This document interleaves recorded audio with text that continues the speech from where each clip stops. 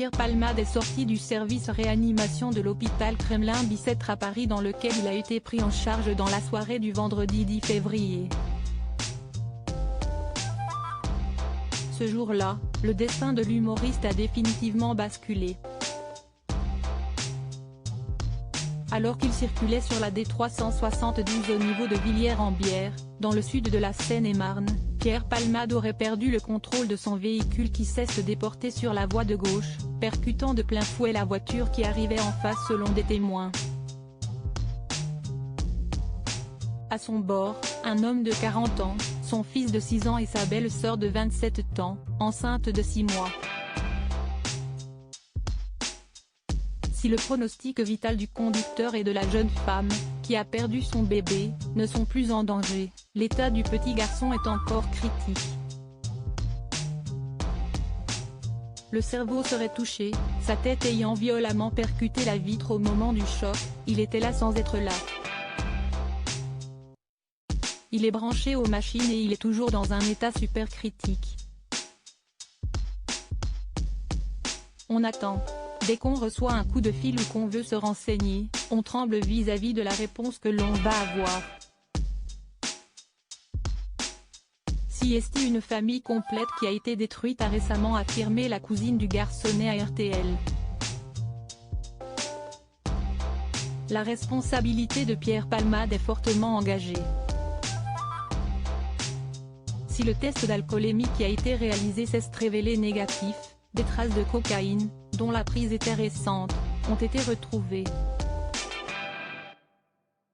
Une enquête a été ouverte pour homicide et blessures involontaires ayant entraîné une incapacité totale de travail supérieure à 3 mois, par conducteur sous l'emprise de produits stupéfiants.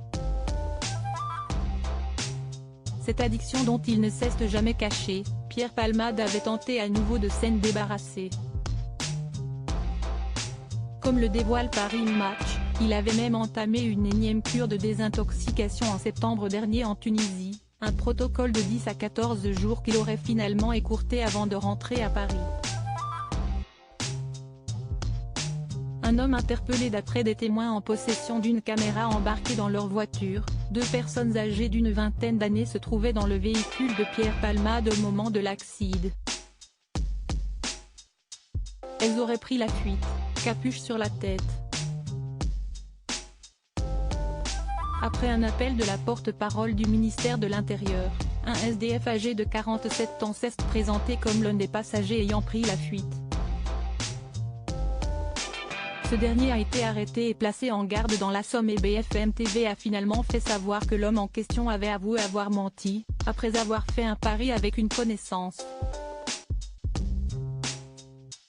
Une grande perte de temps pour les enquêteurs.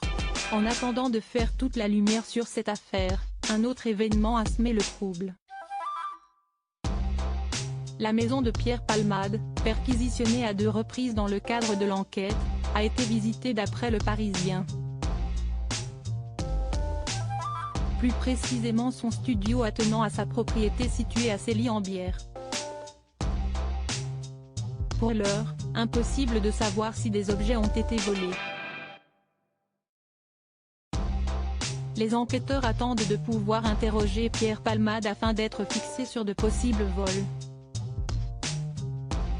Ce sera alors au parquet de choisir si l'humoriste sera placé en garde à vue ou entendu en audition libre pour donner sa version des faits. Il encourt jusqu'à 10 ans de prison.